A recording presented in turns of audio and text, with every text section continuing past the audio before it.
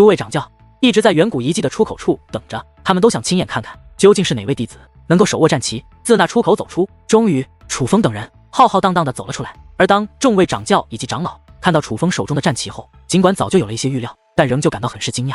毕竟先前楚风击败咒土门20名弟子，他们只是听说，并没有亲眼看见，不是亲眼所见，自然也就会有所怀疑。但是眼下，楚风手握战旗，走在前端，其他各式弟子紧随其后的一幕，可是硬生生地摆在了他们的眼前。最重要的是，楚风走在前端，气势盎然，具有王者之气，仿佛他就是众弟子间的王者，没有人能与其匹敌，没有人能与他抗衡，是真正的王。至于其他各式的弟子，竟也接受了这样的局面，他们的脸上不管是何表情，但众位老辣的掌教们都在他们的脸上看到了一个共同点：臣服。他们都选择了臣服于了楚风，不敢违抗，甚至就连万花绣院的聂婉两姐妹也出现了这样的情绪。这说明什么？这说明楚风是用实力获得这次9世狩猎第一的，并且应该是绝对的实力，否则在这群弟子的脸上不可能这般臣服。毕竟他们可是9世弟子之中最为高傲、最为自负的存在，如果不是遇到了让他们心服口服的人，他们不可能这般。恭喜独孤兄，你青木山真是天降奇才，可喜可贺呀！这楚风小友还真是一匹黑马，想不到连聂婉姐妹也是败给了他，难怪独孤兄这么有信心，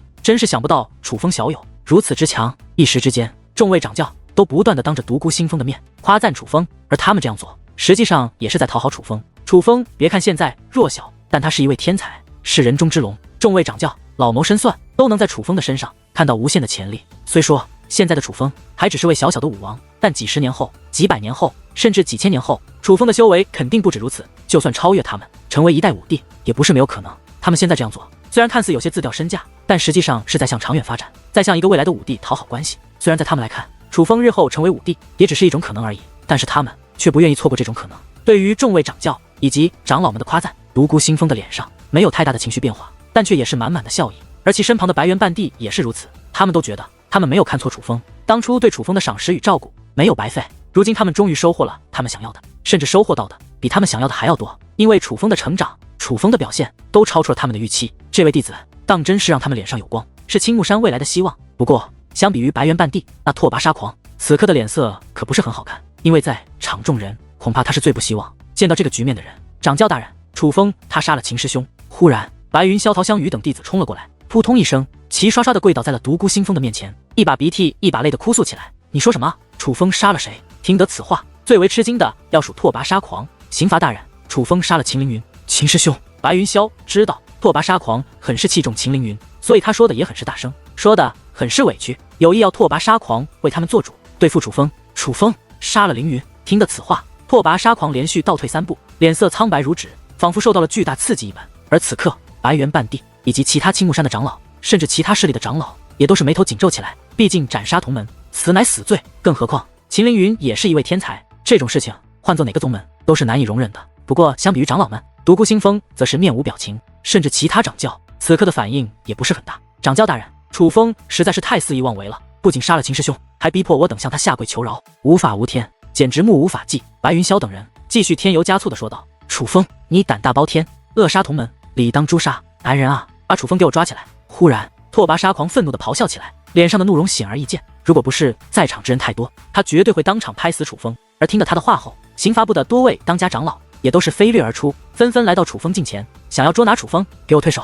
可是就在这时，独孤星风却是忽然开口，一声怒喝，胜过惊雷。莫说天地为之一颤，就连那些想捉拿楚风的长老也被震退开来，人仰马翻。独孤星风不允许他们去碰楚风。掌教大人，扼杀同门，此乃死罪，这是开山祖师定下的规矩，万万不能不遵啊！见独孤星风有意庇护楚风，拓跋沙狂赶忙跪了下来，并且还抬出了青木山的开山祖师。规矩是死的，可人是活的，究竟我是掌教还是你是掌教？我怎么做还用你来教？独孤星风目光冰冷，冷声问道：属下不敢，属下不敢。拓跋沙狂被独孤星风的目光震慑到了，他感受到了独孤星风的怒意，一时之间不敢再多说什么。独孤掌教所言极是，虽然各个势力都有扼杀同门乃是死罪的规矩，但是诸位可不能忘记，定下这个规矩为的是什么？说到底，定下这种规矩为的是保障宗门的利益，毕竟弟子死去，损失的是宗门的利益。所以说独孤掌教这句话说得很对，规矩是死的，可人是活的。规矩的存在为了保全利益，可若是规矩的存在损失了利益，那么它的存在也就没有必要了。就好比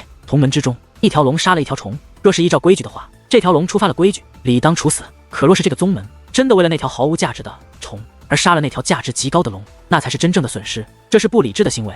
凡是智者都不会做出这种事，所以老夫不才。蒋凤劝独孤掌教千万不要因为规矩而扼杀了真正的人才。楚风小友是少见的人才，万年也未必出得了一个，所以他不该死，也不能死。住剑山庄的无良老道开口劝道：“无良前辈所说极是，虽然楚风小友杀了秦凌云小友的确不对，但是小事惩戒便可，万不能死守规矩而杀了楚风小友。毕竟若是那样做的话，的确是青木山的损失。”与此同时，其他掌教也是开始劝解，他们都明白独孤星风舍不得杀楚风，也不会杀楚风，因为换作是他们，也绝对不会这样扼杀自己门下的天才，所以他们都想做个顺水人情，给独孤星风一个不杀楚风的理由，也当着楚风的面替楚风求情，给楚风留下一个好印象，一举两得，何乐而不为？诸位所言甚得我心。独孤星风笑着点了点头，而听得此话，那告状的白云霄等弟子都跟吃了屎一样，脸色别提多难看了。什么？掌教部准备杀楚风？那他们告这一状，岂不是自讨苦吃？听到这里，莫说是其他弟子，就连楚风也是有些无言了。虽然他早就猜到独孤星风不会杀他，但却没有想到独孤星风会说得如此大义凛然。此时此刻，就连楚风也是表示佩服这些掌教们的口才，就连违抗规矩也能说得如此有理，果然不愧是老谋深算的存在。掌教大人，万万不可呀！若是今日放纵了楚风，那日后其他弟子也效仿楚风扼杀同门，我们又该如何惩治？拓跋沙狂再度哀求起来。若是其他弟子也有楚风的天赋，我就继续宽恕；但若没有楚风的天赋，却敢扼杀同门，我会让他们知道什么是格杀勿论。独孤星风冷声说道，没有一丝感情。他话到此处，已经很是明了了，他就是要放纵楚风，而放纵楚风的原因，就是因为楚风是为天纵奇才，并且他已经把话说得很明白了。日后若是还有楚风这样的人才出现，就算那弟子肆意妄为，滥杀无辜，他也会宽恕。这就是天才的价值，值得他宽恕。这一刻，拓跋沙狂也是无言以对，他不是傻子，已经明白了独孤星风的决心。他知道他再多说也是无用，反而只会让独孤星风不快。你们身为我青木山的传承弟子，却看不清大局，枉费我这般栽培。来人啊，把这几个弟子给我抓起来，禁闭半年，每日只得吃糠喝粥吞咸菜，让他们好好反省一下。独孤星风指着白云霄等人说道：“掌教大人，我们知错了。”掌教大人白云霄等人连连求饶，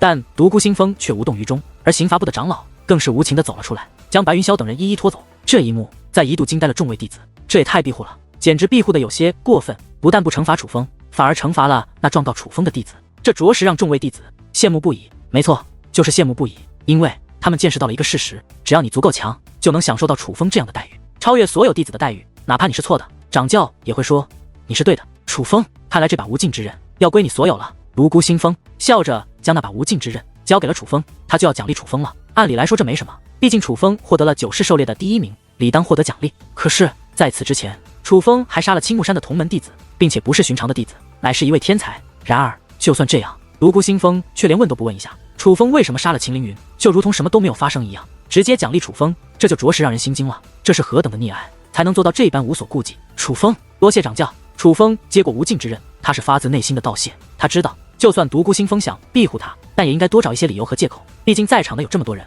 可是现在他已经懒得那样做了，他就是要让所有人都知道，他独孤星风就是要袒护楚风。这样的行为有损威严，有损声望，有损掌教的名声。可是独孤星风就这样做了，他为何要这样？他其实是在讨好楚风，宁愿自毁声望也要讨好楚风。楚风，之前我闭关有些事没能处理，让你受委屈了。不过从今日以后，只要我独孤星风在这青木山上，就没人能再让你受委屈。秦凌云的性格我了解，他是一个张狂的弟子，但你不是，所以我相信就算你杀了他，对的也是你。独孤星风开口了，他给了楚风答案。原来他这样做就是想要弥补楚风，弥补青木山之前对楚风所犯下的错，弥补楚风之前所受的屈，弥补楚风之前所受的辱。他想让楚风重新回归青木山，全心全意的回归青木山，让楚风能将青木山当家来看，让城把青木山当成归属。这一刻也许还有弟子不解，不明白堂堂掌教为何要对一个弟子这么好，好得如此过分。但是在场的掌教们却都能够理解，换作是他们也会这样做。人做事有时候要有取舍，独孤星风为了保住楚风，舍弃了自己的声望，但是这却是值得的。楚风这样的弟子值得他这样做。就算独孤星风今日的所作所为会让数万弟子觉得独孤星风处事不公，怀疑这位掌教，可只要楚风觉得独孤星风是对的，只要楚风能够记住独孤星风的好，那就值得了。因为数万弟子不如楚风一人，这就是智慧，掌教才有的智慧，寻常之人难以明白，就算明白也未必做得到，但掌教可以。尤其是独孤星风这样的掌教，他明白何为利，何为义，何为对，何为错，并且他会去做他觉得对的事，别人无法干涉。楚风小友这无尽之刃虽是仿造品，但也需认主，只有认主才能使用它。但是想要让他认你为主，也不是简单的事。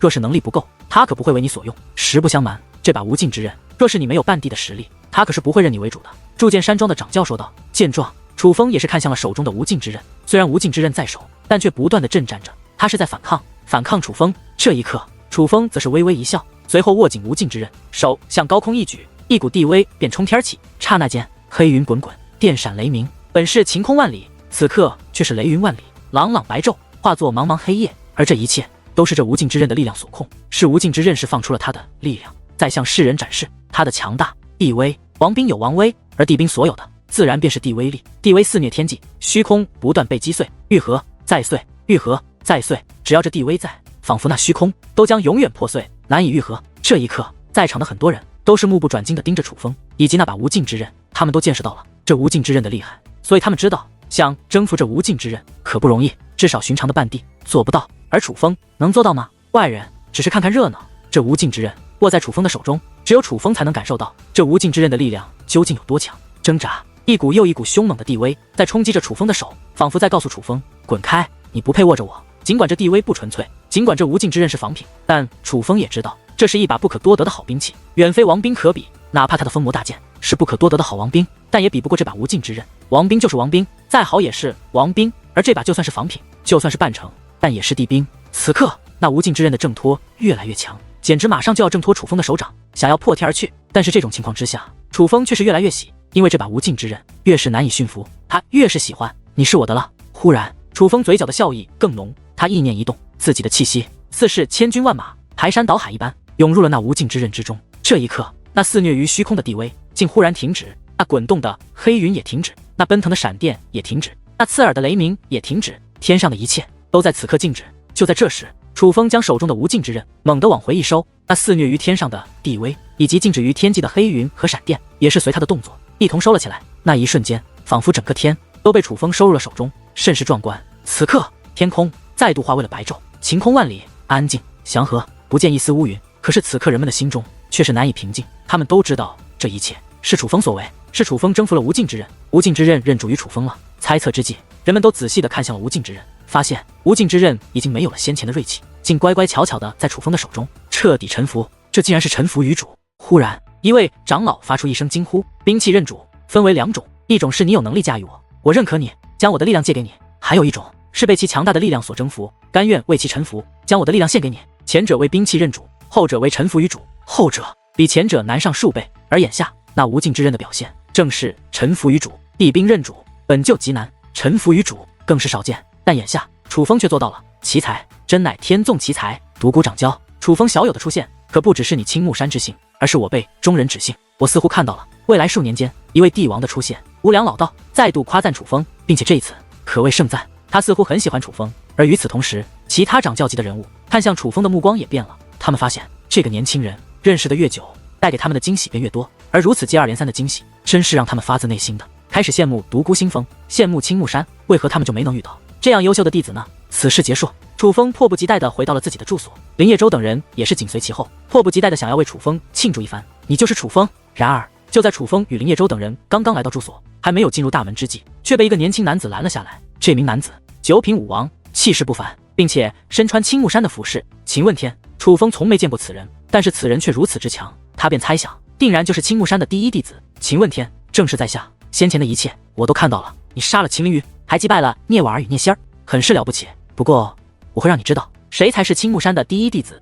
谁才是九世之中的最强弟子。林问天一字一句，自信满满。这么说，你是来挑战我的？楚风问道。不，只是和你打个招呼，我要先收拾了聂婉儿与聂仙儿那两个臭娘们，然后再来收拾你。秦问天说完这句话，便负手而去。秦兄，多年不见，你终于出关了。见秦问天经过，傅飞腾上前打起了招呼。可那秦问天明明认识林叶舟与傅飞腾等人，但却没有理会傅飞腾与林叶舟，宛如陌路人一样走了过去，甚是高傲。这样一幕使得主动打了招呼的傅飞腾脸色很不好看，真是狂妄！闭关这么久，也只是九品武王，难道他不知道聂婉儿与聂仙儿也早是九品武王吗？他这样的实力还敢挑战楚风，聂婉儿、聂仙儿就能教训的他五体投地。林叶舟很是不爽地说道：林师兄、傅师兄，你们认识聂婉儿与聂仙儿，麻烦你们去找他们，帮我带句话给他们。忽然楚风说道：好，只是不知道楚风师弟想让我们传什么话？林叶舟问道。秦问天要挑战他们，相信很快就会去，他一定要趁着九世掌教还没有离开青木山的时候证明自己。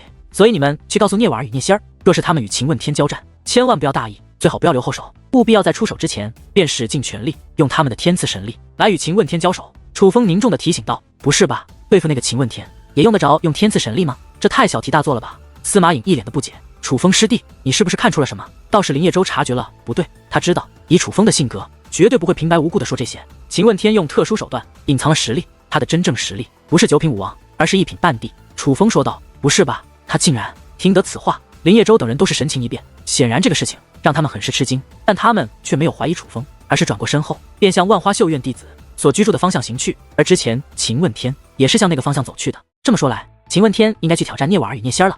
等等，我也去。见状，司马颖也跑了过去。他猜到秦问天应该是去挑战聂婉儿与聂仙儿，所以想去看热闹。等等，我们也去。界师联盟的其他弟子也反应过来，都跟了过去。此刻只剩下了楚风与苏美二人。相比于这种热闹，苏美更愿意多陪一会楚风。楚风哥哥，那个秦问天真的是一品半帝吗？没人打扰后，苏美终于敢叫亲近的称呼楚风了。的确是一品半帝，他用特殊手段隐藏了自己的修为，应该是某种药物。不过他瞒得了别人，瞒不了我。楚风说道：“那你为什么要帮聂婉儿与聂仙儿？”苏美问道：“我只是不喜欢这个秦问天，在他的身上，我感受到了与秦凌云相近的感觉。他们两个是一路人，而聂婉儿与聂仙儿虽然狂了一点，但我感觉本性不坏，所以他们三人交手，我不想让秦问天胜。”楚风说道：“可假如秦问天胜了呢？”苏美问道：“若是秦问天胜了聂婉儿与聂仙儿，那么我会让他败在我这里。”楚风说这话的时候很轻松，这不是自负，而是自信。楚风小友还是这么自信。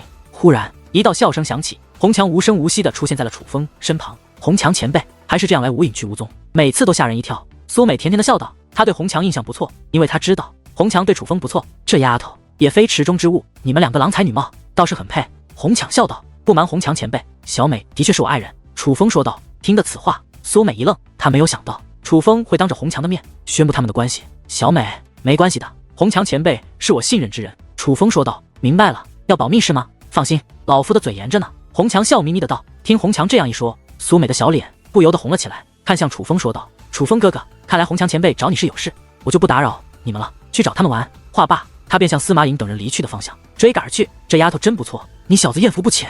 红墙笑着说道。红墙前辈，您成功了。楚风问道。你怎么知道？红墙问道。您这么高兴，猜也猜到了。楚风说道。少扯，谁都没你小子精，你小子这观察力实在是太敏锐了一些。红墙白了楚风一眼，随后从怀中掏出一个乾坤袋，递给了楚风。我总算完成了任务，多谢红墙前辈。楚风接过乾坤袋，脸上也是涌现出了兴奋之色。他知道这里面是莲花种子，并且是没有封印的莲花种子。虽然不知道你小子要这个有什么用，但我总算大功告成了。红墙说道。红墙前辈，9世狩猎结束了，您是准备回落叶竹林吗？楚风问道。不回去了，那里已经没有我牵挂之物。红墙说道。那落叶竹林怎么办？您毕竟是那里的掌教。楚风问道。我已经选好接班人了，由你做落叶竹林掌教。红墙说道。不是吧，让我？楚风吓了一跳，哈哈，开玩笑的，我知道落叶竹林那种小地方留不住你，所以离开之时我已经交代好了，全部选了2个合适的人选，分别接任了我的掌教之位以及你的采竹林主事之位。不过若是你日后有需要想要回去，他们也绝对不敢拦你。红墙说道。还是红墙前辈想得周到。楚风也笑了笑，若是红墙都不在落叶竹林做掌教了，他的确也不想再与落叶竹林有什么牵连。不过那里还有一个水晶棺材，水晶棺材躺着一个神秘尸体。楚风虽然不知道那究竟是谁，但他有预感他早晚会回去。那你呢？有何打算？是要继续留在青木山吗？你现在可是青木山的宝贝了，没人敢再欺负你。红墙问道。不过几日我就要离开这里，我有事需要去咒土领域一趟。楚风说道。咒土领域？你在远古遗迹逼得咒土门20名弟子全部弃权，以他们的性格肯定对你怀恨在心，你现在还要去咒土领域，若是被咒土门知道，肯定不会放过你。红墙说道。晚辈知道，可我有一个朋友被咒土门抓住了，我一定要救他出来。楚风说道。什么？听得此话，红墙也是神色一变，随后四下观望一番后，才抓住楚风说道。得强有耳，我们进去说。楚风，你刚刚说什么？你要闯咒土门去救人？什么人这么重要，让你冒如此风险？进入宫殿后，红墙布置了一层隔音结界，这才询问起来。一个朋友，我在东方海域便认识的朋友。楚风说道。红墙深吸了一口气，他明白了这个朋友对楚风的重要性，看来你是非救他不可。楚风点了点头，你还真是讲情义。红墙笑道。朋友之间就理当两肋插刀，莫说他现在是在咒土门，就算他是在火海内刀山中，我也要救他。楚风说道。咒土门可比刀山火海危险得多，你万万不能一个人去。红墙说道。前辈，我知道您担心我，可我必须救他。楚风有些紧张，若是红墙不让他去，他岂不是没办法救淡台雪了？我与你一起去。红墙说道。前辈，您要与我一起去？听得此话，楚风也是吃了一惊，他万万想不到红墙会说出这样一句话。我必须去，不仅我要去，还要有其他人去。红墙说道。其他人？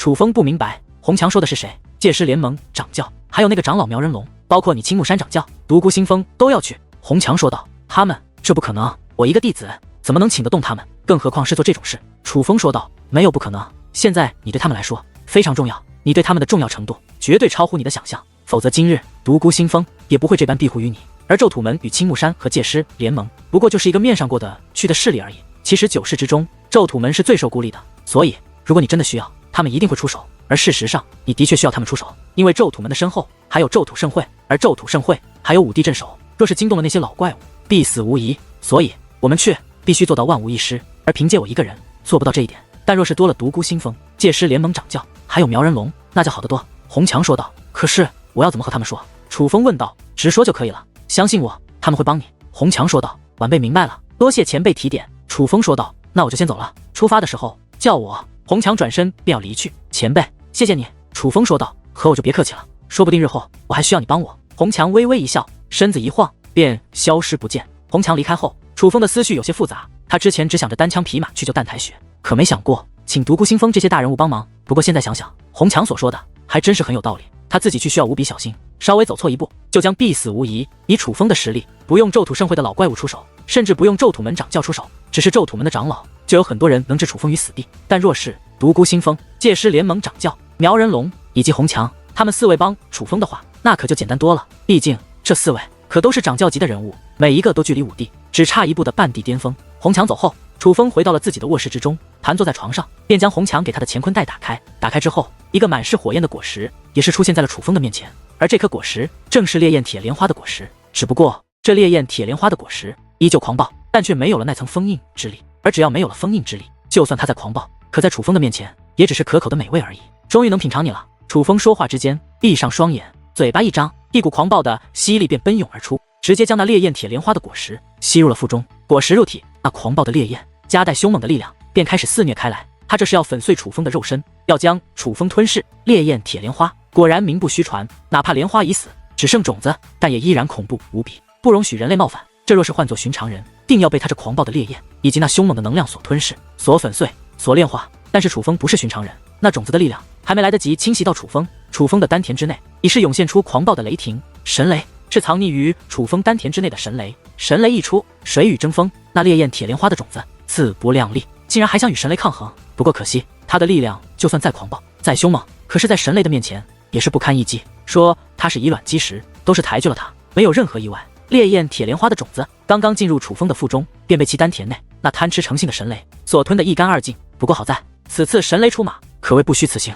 当神雷涌回丹田之际，还多出了磅礴的天地能量，那天地能量正是来自于烈焰铁莲花的种子。忽然间，楚风全身的血液都沸腾起来，他的骨骼、他的经脉、他的血液、他的肌肤都在发生蜕变。这不是简单的蜕变，而是在变强。楚风突破了，借助烈焰铁莲花种子的力量，楚风成功的从6品武王突破到了7品武王。但这还未停止，烈焰铁莲花的种子所转化的天地能量很强，帮助楚风突破到7品武王，只消耗了一小部分能量。此刻还有一大部分天地能量能为楚风所用。又一次改变，从内到外，从外到内，席卷了楚风的全身。楚风又一次突破了，只是眨眼之间，楚风便从6品武王突破到7品武王，然后又突破到了8品武王的地步。这一次，烈焰铁莲花种子的天地能量已经消耗殆尽了，在突破到8品武王之后，已经没有能量让楚风继续突破。但是楚风却依旧双眼紧闭，因为此刻他看到了一个令他热血沸腾的东西。此刻他仿佛身处在苍茫星空之中，无边无际的黑暗中，闪烁着无数个星光，或远或近的闪烁着。在这样的地方，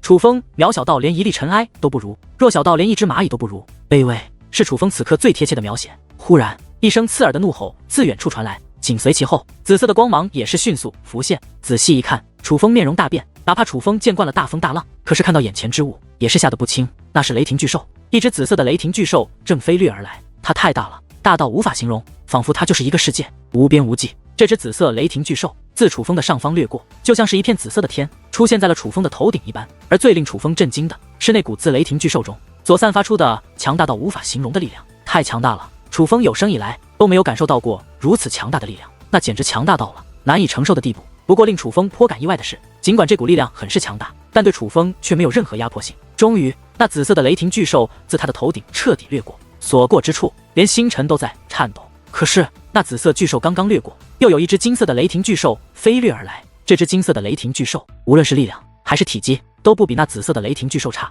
唯一的差别应该就是样貌。不过可惜，它实在太巨大了，巨大到楚风根本就看不到它的全貌，只能观到冰山一角。但哪怕只是冰山一角，也让楚风心惊不已。这巨兽太霸气了，浑身上下都散发着无与伦比的气势，君临天下，无物可比。它不像是兽中之王，而像是万物之王。而在金色雷霆巨兽过去后，紧随其后又有蓝色、红色、黑色3只雷霆巨兽依次掠过。而当第5只雷霆巨兽掠过之后，那只紫色的雷霆巨兽也是很快的再度自楚风的身边掠过，只不过这一次不是头顶，而是脚下。就这样，5只雷霆巨兽无限循环的不断自楚风的身边掠过，每一次掠过都会带给楚风不一样的震撼，不一样的感受。这便是我的血脉力量，这便是此刻流淌在我血液中的5种神雷。忽然，楚风兴奋地呼喊起来，他知道此刻的他不是在别的地方，而是在他的体内，在他的血液中。而他所看到的其实就是他身体内的血脉力量，那5种已经与他融为一体的雷霆，可能是连续突破，让楚风有所感悟，所以才让他来到了这里。但不管是因为什么，但眼下楚风的确看到了他体内的力量，那强大到无法理解的力量，能够近距离的观看到你们，真是我之荣幸。若是能够让你们为我所用，那更是我之荣幸。楚风越来越兴奋，他很清楚，如今的自己还太弱小，他没有那个资格，也没有那个能力去运用这如此强大的神雷。但是他却知道，总有一日，这些神雷会为他所用。而那一日到来的时候，楚风定是一位强大到胜过5帝的人物，整个5之圣土都没有一个人能与他抗衡。想必唯有那充满未知的天外，才有人能与楚风抗衡。父亲，谢谢你，谢谢你给了我如此强大的力量。孩儿，不会让你失望的，总有一日我会把他们欠我们的全部要回来。楚风说话之间握紧了双拳，他不会忘记他肩负的重任。楚风，楚风！可就在这时，一阵阵呼唤不断在楚风的耳边响起，那个声音是苏美与司马颖的。听着这个声音，楚风眼前的一切忽然开始变化，很快的便全部消失不见，取而代之的是漆黑一片。而当楚风再度睁开眼睛的同时，发现自己已经回到了卧室内，他依旧盘坐在床上，只不过在他的面前站着2个人，这是2道美丽的倩影，而这2个人正是苏美与司马颖。只不过此刻这2个美丽的丫头表情可不太美观，尤其是司马颖，更是瞪大个眼睛，张大个嘴巴，满面惊恐地看着楚风，那个模样简直就像是在看怪物一样。楚风，你做了什么？你的气息怎么在眨眼之间就从6品武王提升到了8品武王？司马颖吃惊地问道。等一等！尽管司马颖满面吃惊，可是楚风却不予理会，反而是再度闭上了双眼。先前楚风观看神雷那么久，可没有白看，楚风已经有所感悟，他必须抓住这种契机，只要抓住了，也许这就能够让他利用到神雷的一部分力量，哪怕只是一小部分，那对楚风来说也是非常可贵的。这个家伙，你怎么回事？看着楚风很快又像是睡着了一般，司马颖则是气得不轻。等一等吧，他可能是在修炼。苏美说道。修炼？这个家伙的修炼方式也太古怪了吧，他一定不是人吧？怎么突破的那么快？眨眼间就连续突破2重修为，要知道我们突破1重修为有多难，不知道要反复尝试多少次才能感受到那突破的契机，才能领悟。可是这个家伙竟然眨眼间连续突破2重，这也太变态了。司马颖很是激动地说道。你小点声吧，也许是他早就到达了8品武王，只是故意隐藏修为，刚才一不小心暴露了呢。苏美想替楚风掩饰，你可拉倒吧，我认识他这么久了，岂会不了解他？他才不会隐藏修为，他肯定是刚刚突破的。司马颖一口咬定。你们吵什么呢？就在这时，楚风说话了。此刻的他已经睁开了双眼，并且脸上还挂着欣喜的笑意。楚风，你老实告诉我，你刚刚是怎么回事？是不是突破了修为，并且突破了没多久？司马颖再度逼问道。实不相瞒，我的确是突破了，不过不是在刚刚，应该有好一会了，只不过我刚刚才展露出自己突破的现象而已。楚风并未隐瞒，并且他也知道他突破很久了，因为他突破后观察那神雷，观察了很久。本来他进卧室的时候天还是亮着的，但现在天已经黑了，这就是证明。那你是一口气连续突破2重吗？司马颖一脸认真地问道。楚风点了点头。变态，你这个变态，你实在是太变态了，快告诉我你怎么做到的，有什么窍门也传授我呀。司马颖拽着楚风的衣袖，不依不饶地问着。这个当然可以，楚风说道。真的？司马颖一脸高兴。当然是真的。楚风一脸肯定。那你快说啊。司马颖催促道。那你要保证不告诉别人。楚风小声说道。放心，我肯定不告诉别人，快告诉我。司马颖凑到楚风嘴边，以极为隐秘的声音说着，仿佛怕身后的苏美听到一样。而楚风则是坏坏一笑，说道。秘密你个头啊，你个混蛋，耍我是不是？听得此话，司马颖简直快要气疯了，又蹦又跳直跺脚。好了，别闹了，大家还都在外面等着呢。苏美前来救场。大家都谁来了？楚风问道。还能有谁？除了我界师联盟的弟子外，只多出了2个人，聂婉儿与聂仙儿。司马颖说道。他们2个来这里做什么？楚风诧异。他们2个输了，是来向你道谢的。司马颖说道。输了向我道谢？你在说什么呢？怎么乱七八糟的？楚风彻底被弄糊涂了。还是让我来说吧。苏美抢过话来，随后说道。秦问天的确去挑战聂婉儿姐妹了，并且他当场就与聂婉儿姐妹交手了，而秦问天的确是1品半帝，聂婉儿与聂仙儿2姐妹不是他的对手。输了，既然输了，为什么还要向我道谢？楚风问道。他们听了你的话，从一开始就使用了天赐神力，虽然还是输了，但至少输的不是很难看，所以他们才要感谢你。若不是听了你的话，他们定然会大意。只要大意，以秦问天今日的表现，聂婉儿两姐妹可就要输得非常难看了。并且在击败聂婉儿与聂仙儿后，秦问天当场宣布，明日他要与你交手，要教你做人，要告诉你谁才是青木山的第一弟子。苏美说道。这秦问天还真是够心急的，今天击败了聂婉儿姐妹，明日就要挑战我吗？楚风笑了笑，问道。那秦问天的实力如何？很强，他与聂婉儿姐妹交手，并没有动用全力，连武技都没用，所以楚风，你若与他交手，一定要小心。苏美劝道。他亲眼目睹了秦问天与聂婉儿姐妹的交手，知道秦问天有多强大。楚风，苏美师妹没开玩笑，你真的要小心。秦问天很强，若不是亲眼所见，我也不相信他居然只是一招就击败了聂婉儿与聂仙儿两姐妹。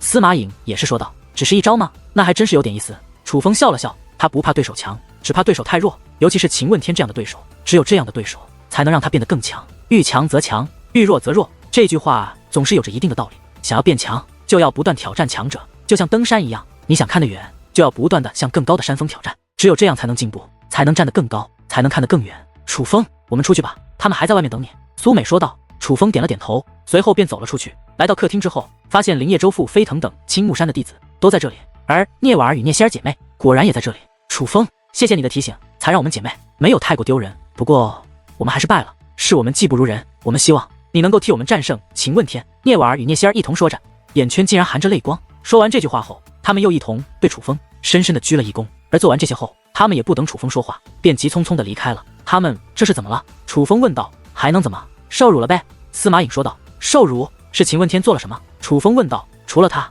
还能有谁？这个秦问天实在太不是人了。不管怎么说，聂婉儿与聂仙儿也是两个姑娘，他就算赢了也不应该那么做。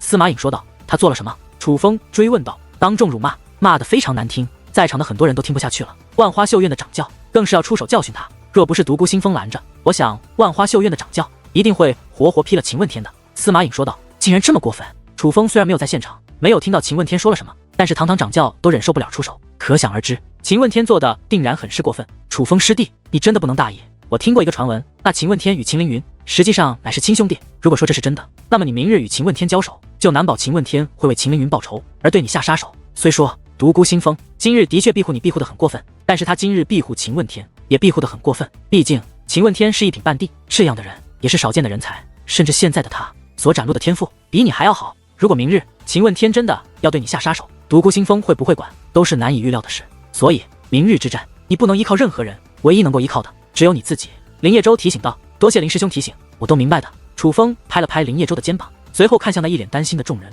笑着说道。诸位，我如果说我明日必胜，你们信吗？次日，青木山最为豪华的浩瀚的广场之上聚集着不少人，这座广场的人不仅是青木山的长老和弟子，还有其他8大势力的掌教与当家长老们，这可以说是一场视觉盛宴。单单是到场的大人物们就足以让青木山的诸多弟子一饱眼福。可是诸位大人物们却只盯着一个人，那便是秦问天。秦问天来得很早，据说天还没亮他就来了，来了之后就站在那里一动不动，但是他的眼中却闪烁着兴奋的目光。他很兴奋，闭关多年就是为了证明自己，而这一日终于来了。相比于秦问天，楚风来的较晚，直到约定的时间已经到了，楚风才踩着点出现在了众人的视线之内。我还以为你不敢来了。秦问天说道。不敢。楚风笑了笑，之前秦凌云也说过这样的话，所以他死了。听得此话，秦问天顿时剑眉倒竖，青筋暴起。不管秦凌云与他是兄弟的消息是真是假，但可以看出他很在乎秦凌云。而楚风之所以这么说，那意图也很明显，他就是要在精神上刺激秦问天。楚风，我要与你生死战，你可敢否？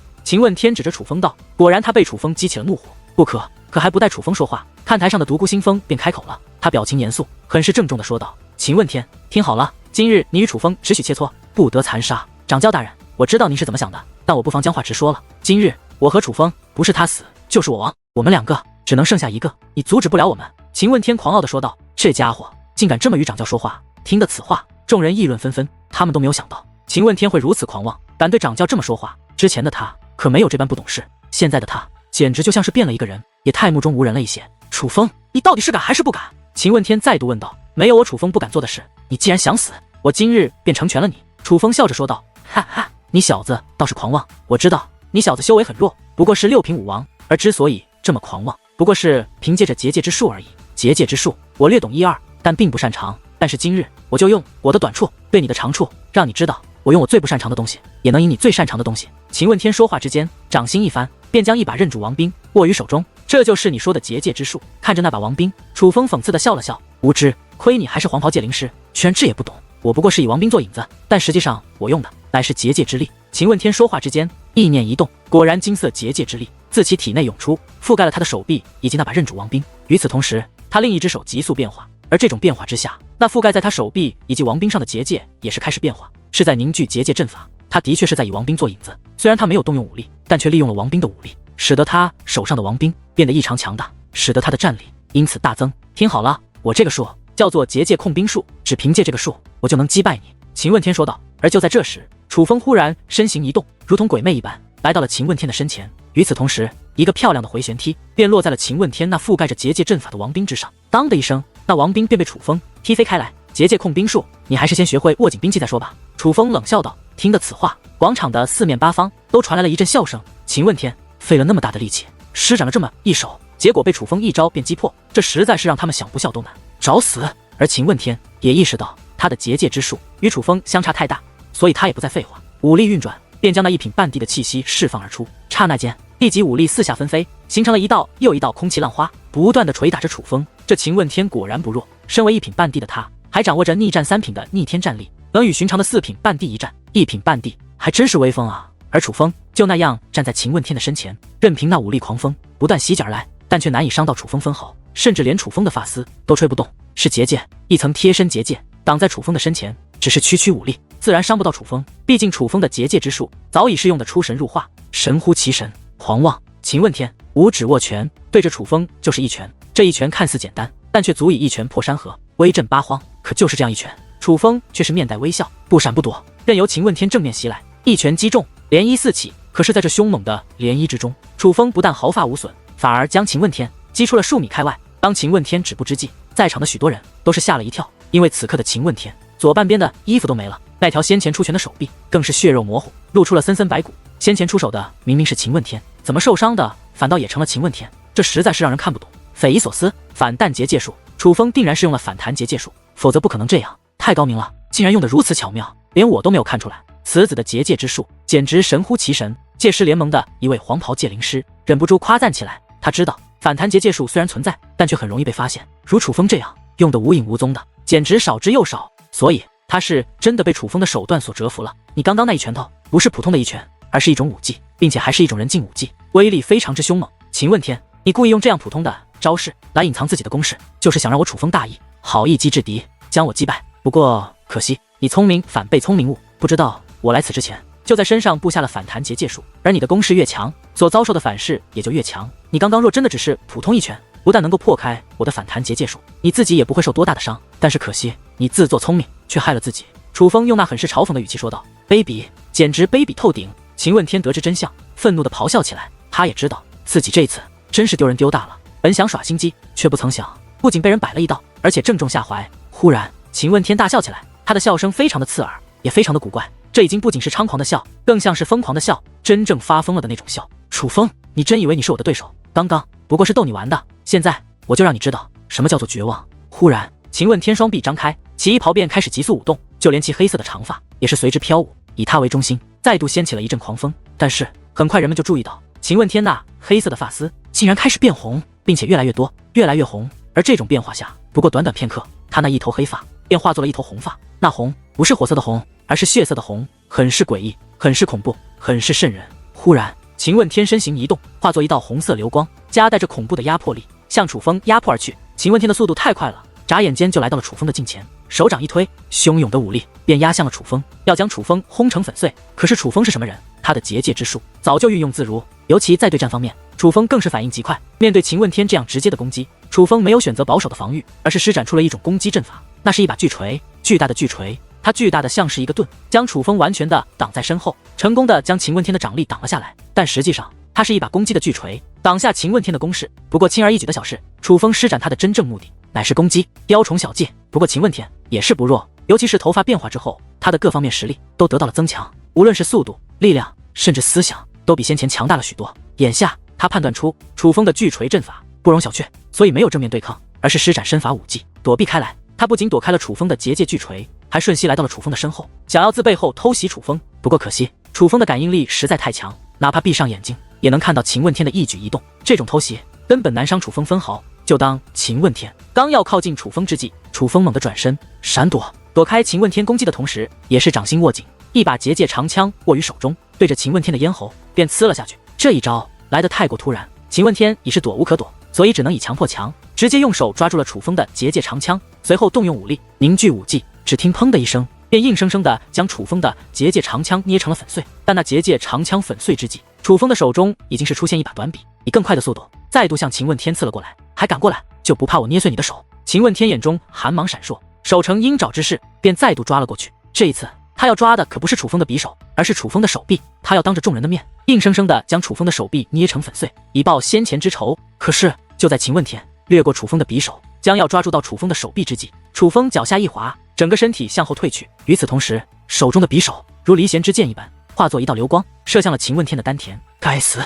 眨眼之间变化万千，楚风这样一手进退皆有。秦问天虽然反应了过来，但却是晚了一步。只听突的一声，一道鲜红的血花倾洒之际，楚风的那把结界匕首已是洞穿了秦问天的身体。虽然秦问天避开了丹田，但还是受了伤，他的腰上被楚风射出了一个大窟窿。秦问天竟又受伤了，好厉害的手段！这楚风简直算好了攻防的每一步。可是高手交手，瞬息万变，这楚风怎么能够在如此短的时间内想到这么多？所以说此子真乃妖孽也。先前楚风与秦问天的交手不过一瞬间，寻常弟子根本什么都没看到，就发现秦问天受伤了。但是在座的真正高手却看得一清二楚，秦问天不弱，可以说战力根本就不弱于楚风，可是还是在短时间内便被楚风击伤了。而他败的不是战力，乃是智力。楚风战斗之时的智商简直爆表，计算了自己的每一个攻、每一个手、每一个闪、每一个退，甚至每一个转身、每一个踏步、每一招出手之时，都已经想好了下一招要接什么。这样的计算能力，连在座的诸位掌教级人物也是自叹不如。也就是他们依仗着修为强大，才看穿了楚风先前的所有攻势。若是同等修为，怕是他们也不敌楚风。秦问天，我终于明白你的话了，绝望，你的确让我绝望了，你弱的让我绝望。楚风笑眯眯的看着秦问天，就像在看一个笑话。他也承认秦问天的确很强，毕竟能够击败聂婉儿与聂仙儿。不过可惜他现在的对手是楚风，在楚风的面前，他再强也是弱。同等战力之下，还没有人是楚风的对手。听得此话，秦问天气得青筋暴起，脸色通红，而楚风脸上的笑容则是更加的浓郁了，讽刺的意味也随之浓郁。忽然，秦问天仰天大吼一声，自其体内竟开始散发出血红色的气体，瞬息将楚风淹没其中。那气体不是简单的气体，竟然有人的身躯在里面蠕动，无数个人，数不胜数，足有数百万之多。那些人在挣扎着，在呼喊着，发出悲惨无比的叫声。而这种变化下，一股极为强大的气息也是在秦问天的身体散发而出。此刻他的战力已不再是4品半地，而是无限的接近了5品半地。这是魔功，秦问天是修炼了魔功。独孤兄，你的这位弟子这几年到底在哪里闭关？他这功法可不像是闭关能够修炼的来的。万花绣院的掌教激动地追问道：“嗜血的魔功，那血色的身影是真正的生灵，被他扼杀的生灵封印在了他的体内，从而造就了他现在强大的力量。这是靠杀人才能修来的魔功。若是他杀了坏人，那也就罢了，可是他杀了数百万的人，怎么可能全部都是坏人？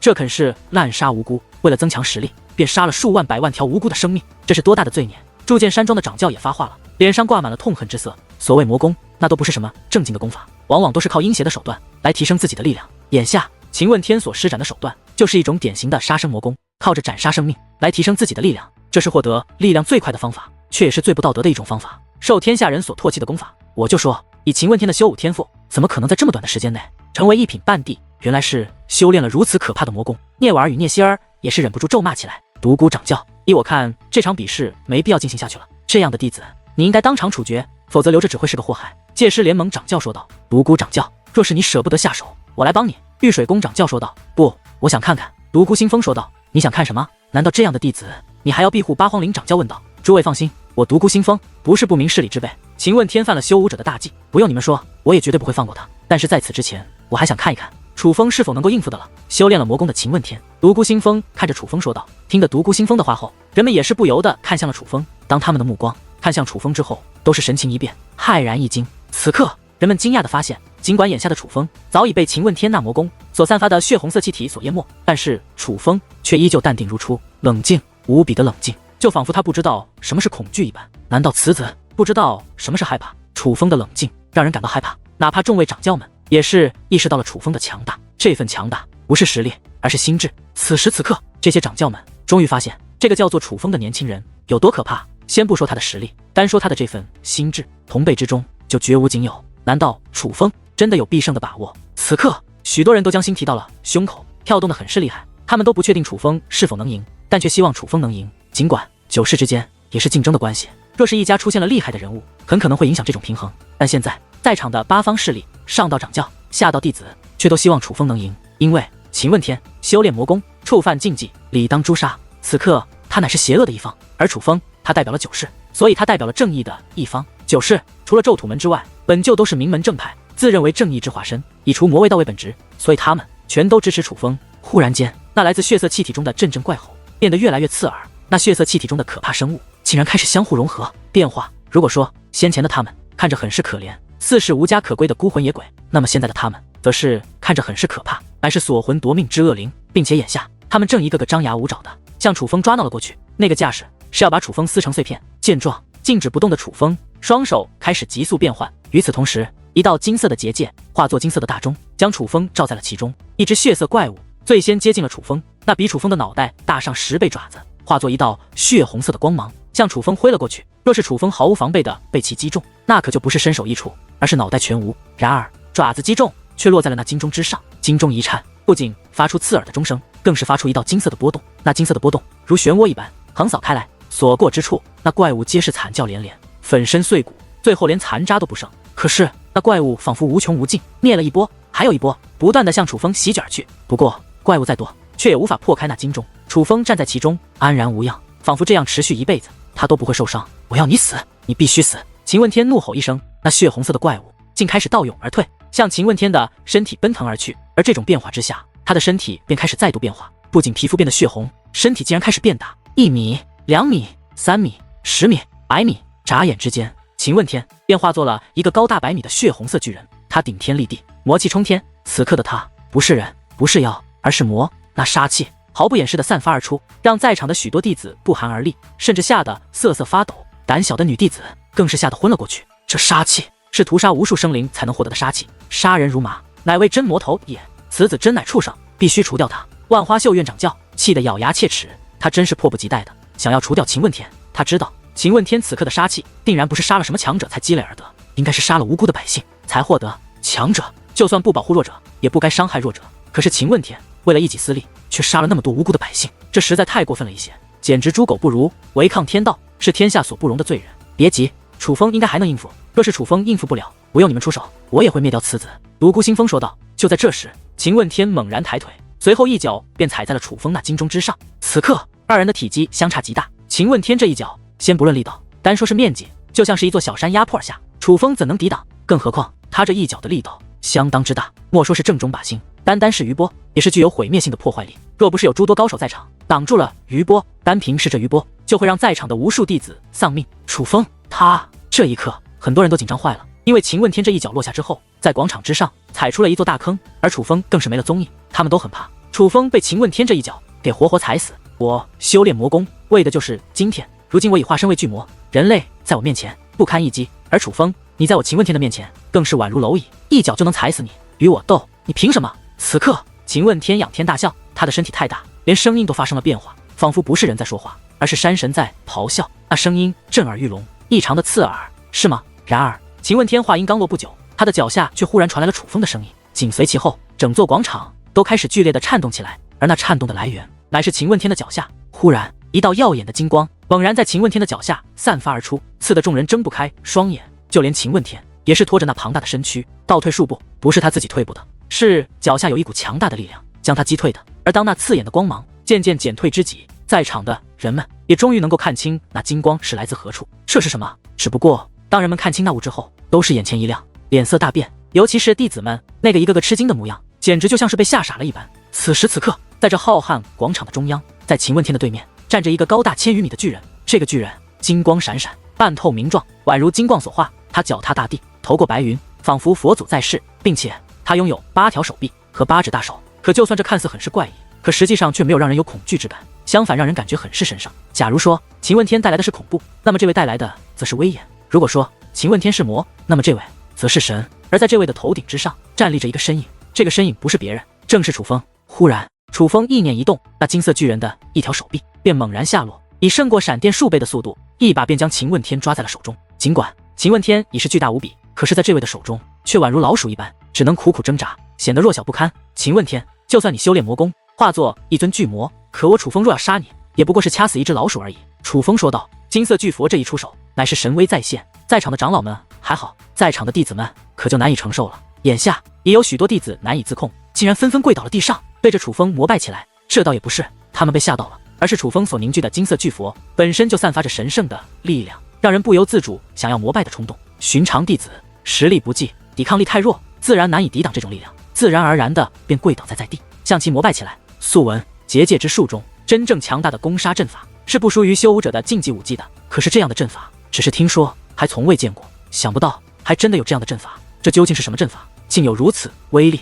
简直超越了寻常的得禁武技。此刻，众位长教与长老们都将目光投向了戒师联盟这边，他们不知道这是什么阵法，所以只好向戒师联盟的人求助。毕竟戒师联盟乃是武之圣土、戒灵之术的权威。这一刻，莫说众位长老，就连堂堂戒师联盟的长教都是说不出来。无奈之下，他将目光投向了苗人龙。苗人龙本来他才是戒师联盟掌教的最佳人选，只因他不喜欢权势，所以才放弃了这个大位。而苗人龙之所以这么受戒师盛会诸多老家伙们的青睐，那也是有着一定的原因的。苗人龙不仅实力雄厚，更是爱读古书，可谓是真正的见多识广。苗人龙明白了掌教的意思，戒师联盟掌教不好意思在众位掌教面前丢人，所以在向苗人龙求助。我倒是听说过一个传说，远古时期一位黄袍戒灵师与一位武帝争锋，那武帝极强，掌握着一种能使自己幻化为千米金刚之巨人的武技。此武技一出，他不仅坚不可摧，更是可以无坚不摧，开山碎的。对他来说，简直就是简单到不能再简单的小事。不过他最终却败给了那位黄袍戒灵师，因为那黄袍戒灵师掌握着一种阵法，那阵法同样高达千米，并且光芒万丈，拥有8条手臂，而那个阵法叫做八臂神尊阵。据说那八臂神尊阵攻防兼备，气势逼人，仿佛天神下凡一般，攻城略地，简直如履平地一般简单，一走一过之间可让数万人毙命，强大到骇人听闻。楚风小友此刻所施展的阵法，虽然与传说中的八臂神尊阵差了不少，但是种种迹象倒与那八臂神尊阵很是相像。苗人龙暗中传音于戒师联盟掌教，而听得苗人龙的暗中传音后，戒师联盟盟主也是赶忙向众位掌教讲述起来。这样看来，楚风小友所施展的阵法还真与那传说中的八臂神尊阵很是相像。这么说来，楚风小友岂不是得到了远古极界灵师的手段？而听得戒师联盟掌教的讲述后，众位掌教们也是倍感吃惊，看向楚风的目光变得越发精彩。他们都觉得楚风是有大机缘的人，只要继续成长下去，就算真的成为一代帝王，也并非不可能的事。事实上，莫说其他掌教，就连戒师联盟掌教，他也很是吃惊。毕竟这件事，他也是从苗人龙的口中得知。他觉得，如果楚风使用的阵法，若不是那传说中的八臂神尊阵，倒还好；若真是的话，那楚风此子也实在是太了不得了。这样的结界阵法，应该早就失传，可楚风若是掌握，那就是天赐的机缘。再联想到楚风之前所施展的种种神奇阵法，他越发越觉得楚风可能真的得到了天大的机缘。这样一来，楚风的结界之术超过他们只是时间的问题。换句话说，若是此刻楚风的结界之术与他们是同样的级别，那么他也都不是楚风的对手。而实际上，楚风所施展的的确是传说中的八臂神尊阵，这阵法很是厉害，攻防兼备，威力无穷，可以说是楚风在九灵神图中所记载的最厉害的一种攻杀阵法。不过厉害的东西往往都有相同的特点，越是强越是难，施展之时必定有所消耗，而这八臂神尊阵的消耗更是堪称可怕。若不是秦问天修炼了魔功，楚风也不可能施展出这样的阵法来与其抗衡。毕竟这样的阵法施展之后，难免会有所反噬，消耗是必不可免的。楚风，你以为这样就能胜我吗？那你也太小看我秦问天了。秦问天的双眼变得血红，甚至散发出血红之气。与此同时，一层又一层磅礴的力量开始肆意开来，不断冲击着。这一刻，秦问天的力量竟再度增强，眼看着就要从楚风那八臂神尊阵的大手中硬生生的挣脱开来，感觉势头不妙。楚风意念一动，八臂神尊的另外7条手臂也是挥动着7指大手，一层又一层的将秦问天抓了起来。这种情况之下，秦问天的力量再度被压制，可以说是绝对压制。如果说一只大手他还能够勉强撼动，那么8指大手他真是难以撼动。恼怒的秦问天再度发出一声怒吼，与此同时，那血红色的气体宛如无数只厉鬼一般再度汹涌而出。只不过这一次，这攻势不是对着楚风的，而是向广场上围观的弟子们。秦问天要对付的是那些观战的同门弟子们。畜生，竟然想要扼杀同门来获取力量，真是混账到了极点。万花绣院掌教一眼就看穿了秦问天的打算，忍不住咒骂起来。而他咒骂的同时，袖子轻轻一挥，万千霞光便飞掠而出，如同彩虹一般覆盖了整座广场。而这色彩缤纷的美丽霞光，可并非真的是简单的霞光，乃是强大的手段。这强大的手段由半地巅峰施展而出，按威力可想而知，将秦问天的攻势在触碰到那霞光的一瞬间便尽数瓦解。秦问天想在众位掌教面前施展这种恶劣的手段，真的是太异想天开了。秦问天，你作恶多端，实在该死！今日我楚风便替天行道，送你一程。此刻，楚风也觉得不能再留着秦问天，此子的确有些危险，所以楚风眼中杀意涌动。那八臂神尊镇的8指巨大的手掌，也是在金光四溢之下，开始一同发力，越握越紧，想要将秦问天捏成粉碎。